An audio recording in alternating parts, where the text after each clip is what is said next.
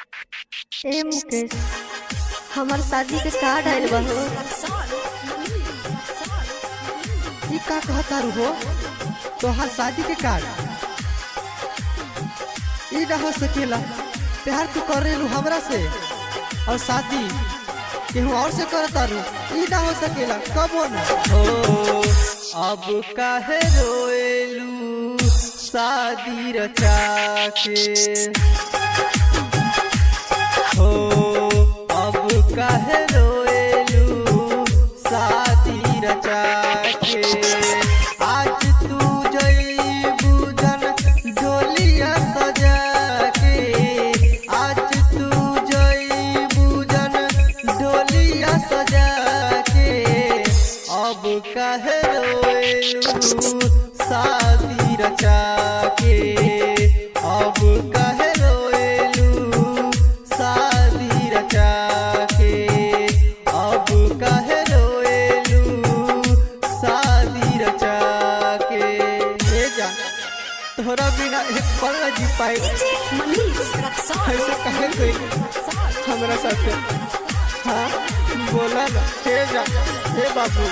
हाँ जिए मरे के कसम जाने काहे खइलू हो। रहे साथ निभाए के ना प्यार काहे कइलू हो।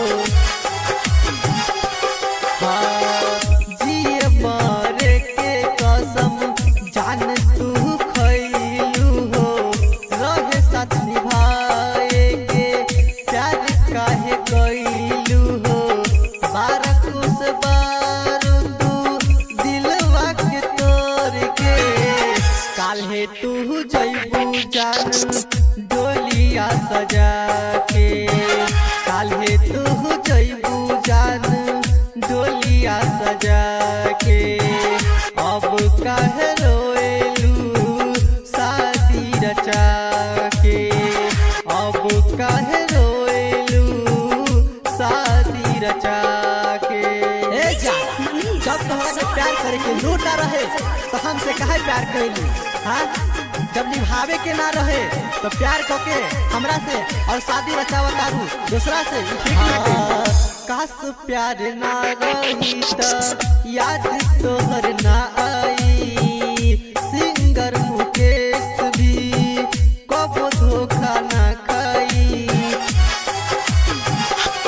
हाँ काश प्यार ना रही त याद तोहर ना आई।